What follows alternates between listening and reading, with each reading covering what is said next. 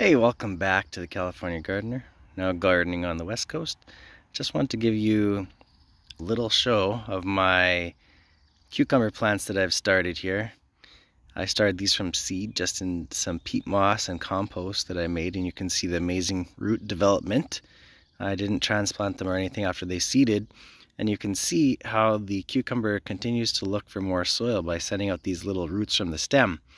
So when you go to transplant your cucumbers, if you have a long and lanky cucumber with a stem that's like that, you can bury it just like a tomato up to about, the first base of leaves, right? And then that area, the whole stem will send out more roots and get your plant off to a great start and producing cucumbers for you and a bigger plant earlier on in the season. So remember that when you're planting cucumbers, plant them deeper, just like a tomato, up to those base leaves, and then they'll root even better, okay? So that's a little tip when you're gardening cucumbers. Start your plants early, get them off to a good start, and then put them in the ground and they'll keep growing like crazy. Good luck gardening this spring, and hope that little tip helps you out, gets you some bigger cucumbers this year.